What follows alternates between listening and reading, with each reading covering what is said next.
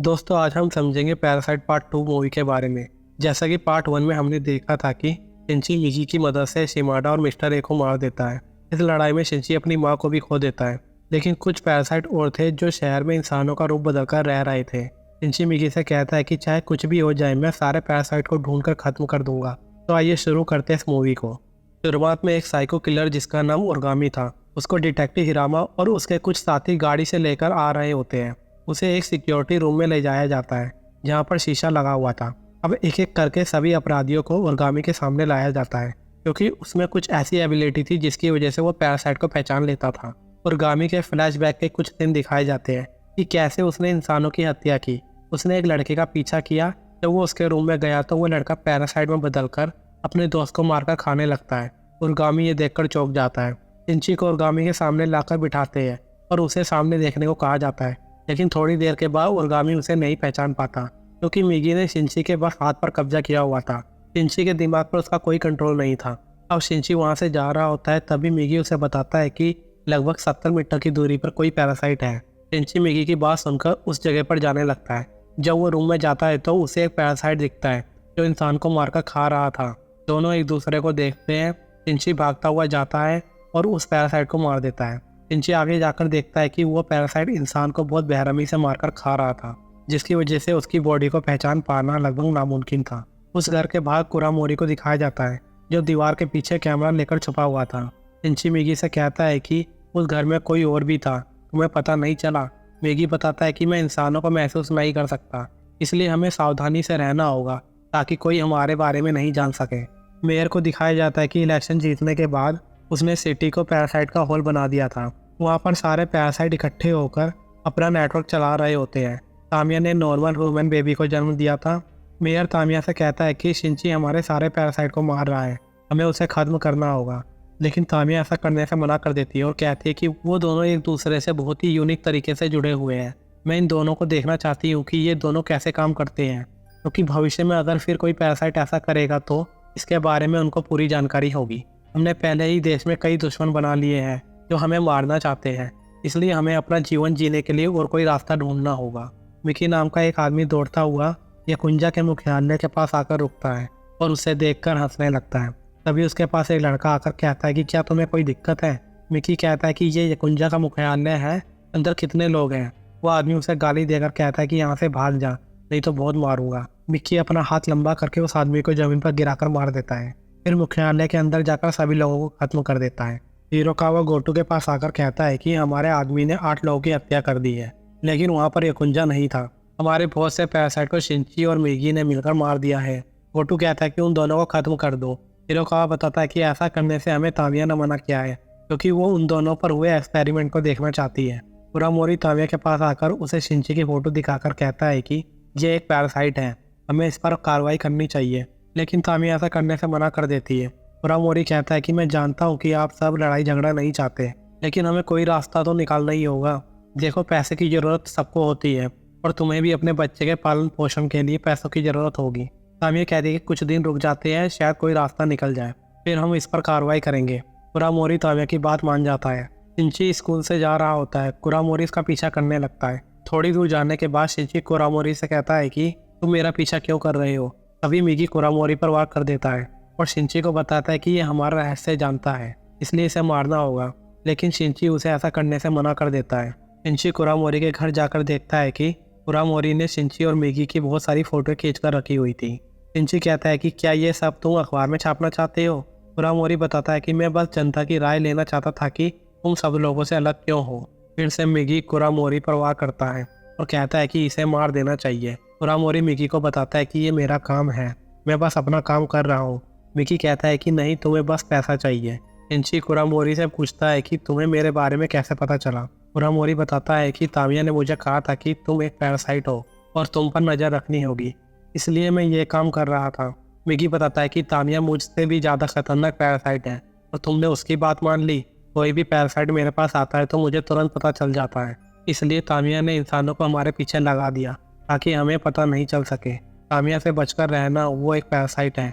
कुरामोरी उनकी बात सुनकर हंसने लगता है। उसे उनकी बातों पर विश्वास नहीं होता। शिंची तामिया से मिलने उसके पास जाता है। तामिया से कहता है कि तुम इंसान बनने की कोशिश मत करो, तुम एक पैरासाइट हो, तुमने एक स्त्री के शरीर पर कब्जा किया हुआ है।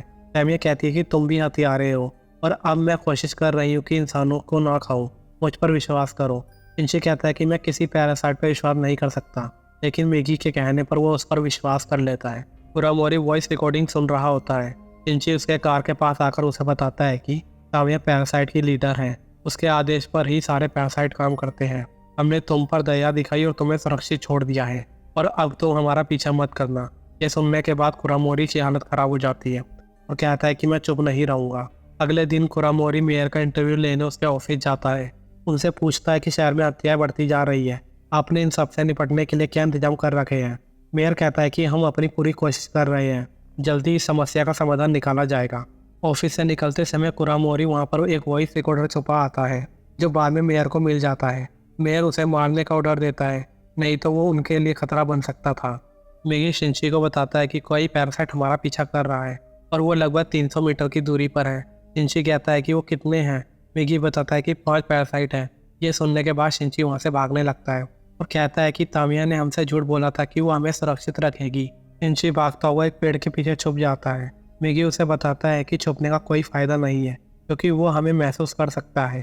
शिंची देखता है कि वो पैरासाइट अकेला है। मिगी बताता है कि शायद उसके शरीर पर 5 पैरासाइट ने कब्जा किया हुआ है, इसलिए मुझे महसूस हुआ कि 5 पैरासाइट आ रहे हैं। मिक्की नाम के पैरासाइट को दिखाया जाता है जिसमें 5 पैरासाइट मौजूद थे और वो बहुत खतरनाक था। मिगी उस पैरासाइट से अकेला नहीं लड़ सकता था, इसलिए वो दोनों वहाँ से भाग लेते हैं। दूसरी तरफ दिखाया जाता है कि कुरामोरी सामान खरीदकर अपने घर की तरफ आ रहा होता है। उसके घर के पास पुलिस वाले खड़े होते हैं। ये देखकर वो घबरा जाता है और भागता हुआ अपने रूम में जाता है। वहाँ पर उसकी बेटे की लाश पड़ी हुई थी। पैरासाइट कुरामोरी को मारने के लिए आया था, लेकिन जब वो रूम में नहीं मिला तो वो उसकी बेटी को मार देता है।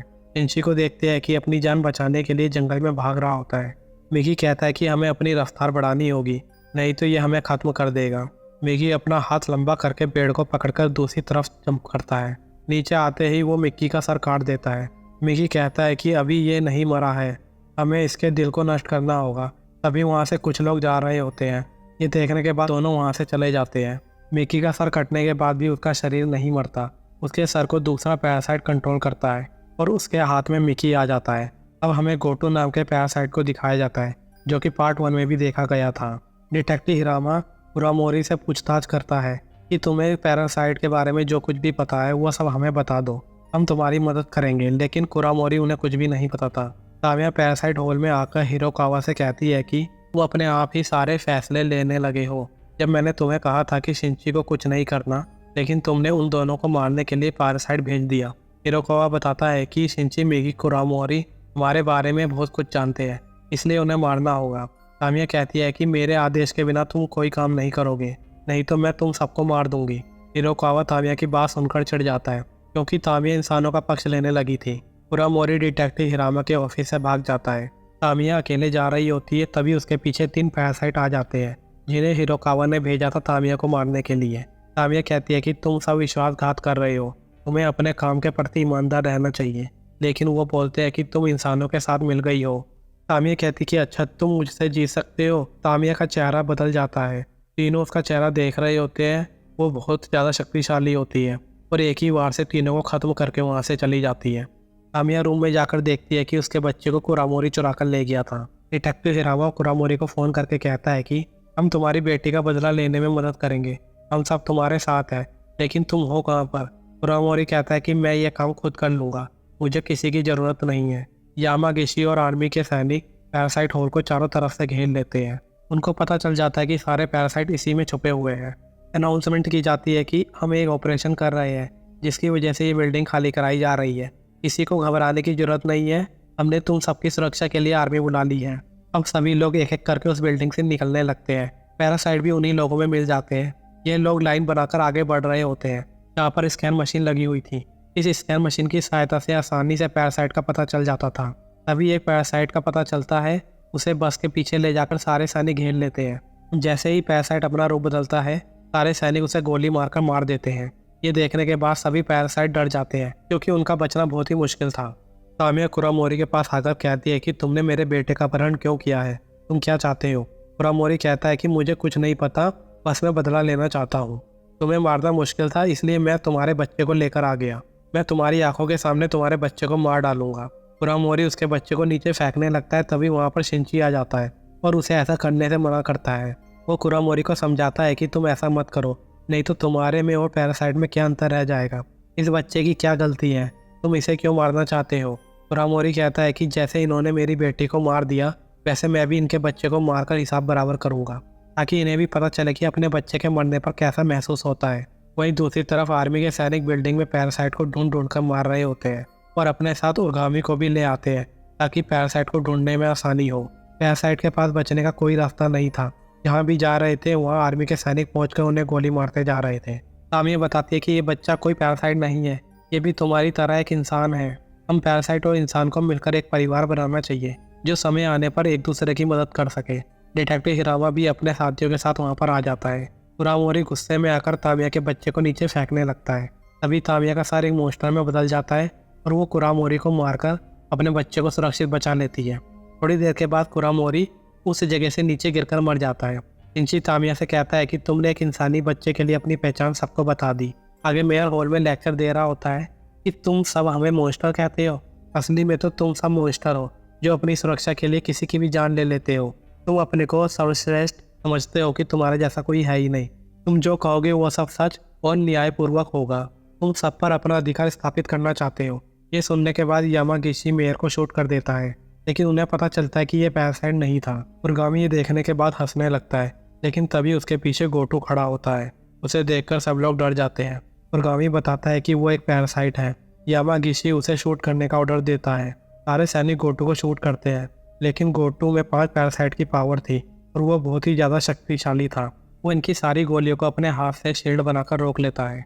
दूसरी तरफ तामिया अपने बच्चे को लेकर शिंची की तरफ आती है, लेकिन तभी डिटेक्टिव हिरामा और उसके साथी तामिया को गोली मारने लगते हैं। शिंची उन्हें ऐसा करने से रोकता है और बताता है कि वो एक इंसानी बच्चा है, लेकिन कोई उसकी बात नहीं मानता और वो तामिया को शूट करते रहते हैं। तामिया अपने बच्चे को बालों से कवर कर लेती है। डिटेक्टिव हिरामा के इशारे पर सब लोग गोली चलाना बंद कर देते हैं। तामिया अपना बच्चा शिंची को सौंप कर कहती है कि तुम इसका ख्याल रखना। मैंने इंसान की तरह जीवन जीने का प्रयास किया, लेकिन लगता है कि अब मेरा समय आ गया है। अभी तामिया फर्श पर गिरकर मर जाती है। डिटेक्टिव हिरामा के पास फोन आता है कि एक पैरासाइट ने पूरी स्पेशल पुलिस फोर्स को खत्म कर दिया है। ये सुनने के बाद डिटेक्टिव हिरामा और शिंची पैरासाइट हॉल की तरफ आते हैं। गोटू हॉल की छत पर खड़ा होता है। वो यामागिशी का सर नीचे की तरफ फेंकता है। मिगी शिंची को बताता है कि शिंची यहाँ से भागो, ये तुम्हें मारना चाहता है। तभी गोटू नीचे आ जाता है। डिटेक्टिव हिरामा शिंची को वहाँ से भागने के लिए कहता है और गोटू को गोली मारकर रोकता है, लेकिन गोटू उसी की गोली से उसको मार देता है। शिंची और मिगी एक कार लेकर वहाँ से भागने लगते हैं। मिगी बताता है कि मैंने किताब में पढ़ा था कि कार कैसे चलाई जाती है। मिगी कार को बहुत तेज़ी से भगाने लगता है। गोटू भी बाइक लेकर उनके पीछे पड़ जाता है। थोड़ी देर बाद गोटू कार के ऊपर चढ़कर शिंची पर वार करने लगता है। इसी तरीके से शिंची अपनी जान बचाता है। तभी मिगी कार को पुल से नीचे फेंक देता है और अपना हाथ बढ़ाकर शिंची को ऊपर की ओर खींचता है। कार पूरी तरह से जल जाती है, लेकिन गोटू को कुछ भी नहीं होता। उसका शरीर फिर पहले की तरह नॉर्मल हो जाता है। ये देखने के बाद शिंची और मिगी जंगल की तरफ भाग जाते हैं। शिंची मिगी को कहता है कि मुझे नहीं लगता कि हम उससे जीत सकते हैं। मिगी कहता है कि अगर हम साथ रहकर लड़ेंगे तो नहीं जीत पाएंगे, इसलिए हम दोनों को अलग होकर लड़ना होगा। मिगी शिंची के हाथ से अलग होकर पेड़ के ऊपर छुप जाता है। गोटू उन दोनों को ढूंढता हुआ जंगल में आ जाता है। तभी मिगी गोटू पर वार करता है, लेकिन गोटू उसके सारे वारों को रोक लेता है। शिंची भी उसे मारने की कोशिश करता है, लेकिन वो भी कामयाब नहीं हो पाता। मिगी शिंची से कहता है कि शिंची यहाँ से भाग जाओ, नहीं तो हम दोनों मारे जाएंगे। अब हमारे पास कोई रास्ता नहीं है, तुम्हें यहाँ से भागना होगा। लेकिन शिंची मिगी की बात नहीं मानता। मिगी लड़ते लड़ते थक जाता है। तभी गोटू मिगी का हाथ काट देता है, लेकिन मिगी पेड़ से नीचे गिरकर भी गोटू को रोकने की पूरी कोशिश करता है। मिगी के बहुत कहने पर शिंची वहाँ से भागने लगता है और अब गोटू मिगी को मारकर शिंची के पीछे चला जाता है। शिंची भागता हुआ एक घर में आ जाता है। तभी उसके पास सतोमी का फोन आता है और वो सतोमी को सारी बात बता देता है। सुबह हो जाती है। शिंची देखता है कि मिगी का कुछ पार्ट उसके हाथ में है, क्योंकि जब शिंची मर गया था तब मिगी ने अपने सेल से शिंची को चिंता किया था और अब मिगी शिंची के हाथ से धीरे धीरे विकसित हो रहा था। शिंची समझ जाता है कि अब गोटू उसे ढूंढ लेगा और उसकी वजह से सतोमी भी मारी जाएगी, इसलिए वो सतोमी को छोड़कर वहाँ से भाग जाता है। शिंची गोटू का वाल लगाकर वहाँ से भागने लगता है और उसे पुरानी फैक्ट्री में ले आता है, जहाँ पर कूड़े को नष्ट करने वाली मशीन लगी हुई थी। गोटू भी उस मशीन के ऊपर चढ़ जाता है। दोनों के बीच लड़ाई शुरू हो जाती है। थोड़ी देर तक लड़ाई करने के बाद कूड़े की मशीन टूटकर नीचे गिर जाती है। शिंची भागता हुआ कूड़े में से एक लोहे की रोड निकालकर गोटू के शरीर में मार देता है। गोटू लोहे की रोड को शरीर से निकालने के बाद भी नॉर्मल खड़ा हुआ था। वो शिंची को कहता है कि तुम मुझसे जीत नहीं सकते। गोटू शिंची को मारने के लिए आगे बढ़ता है। शिंची समझ जाता है कि अब वो नहीं बच पाएगा। तभी गोटू के सैल शिंची के सैल से मिल जाते हैं और मिगी जिंदा हो जाता है। अब हम देखते हैं कि गोटू का शरीर उसके कंट्रोल में नहीं होता। वो शिंची को मारना चाहता है लेकिन उसका शरीर ठीक से काम नहीं कर रहा होता। मिगी शिंची को बताता है कि तुमने जो लोहे की रोड गोटू के शरीर में मारी थी उसकी वजह से उसके शरीर में जहर फैल गया है और अब सारे पैरासाइट उसके शरीर से निकलना चाहते हैं। गोटू उन्हें रोकने की कोशिश करता है लेकिन रोक नहीं पाता। कुछ देर बाद उसका शरीर फट जाता है। मिगी कहता है कि इसका दिल बहुत शक्तिशाली है और ये शायद फिर से जिंदा हो सकता है। अब ये तुम्हारे ऊपर है, तुम इसे मारना चाहते हो या नहीं।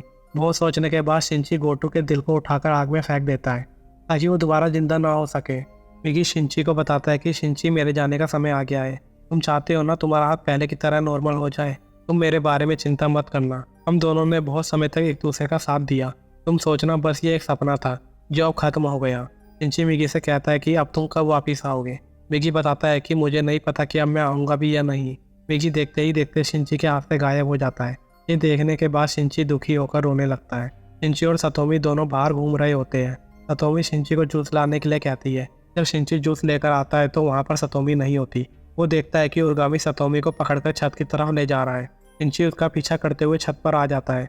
उर्गामी शिंची से कहता है कि तुम मॉन्स्टर हो या नहीं मुझे बताओ। शिंची बताता है कि पहले मैं मॉन्स्टर था लेकिन अब नहीं हूँ। तभी सतोमी कहती है कि तुमसे बड़ा मॉन्स्टर कोई नहीं हो सकता जो ऐसी हरकत कर रहा है।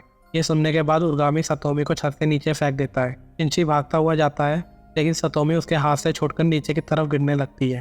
शिंची जोर से चिल्लाकर अपनी आँख बंद कर लेता है। जब उसकी आँख खुलती है तो सतोमी शिंची के हाथ से लटकी होती है। शिंची सतोमी को बचा लेता है और समझ जाता है कि मिगी ने ही सतोमी को बचाया है। दोनों मिगी को धन्यवाद बोलते हैं। तो दोस्तों, इसी के साथ ही कहानी यहीं पे ख़त्म होती है। तो कैसी लगी कहानी कमेंट करके ज़रूर बताएं।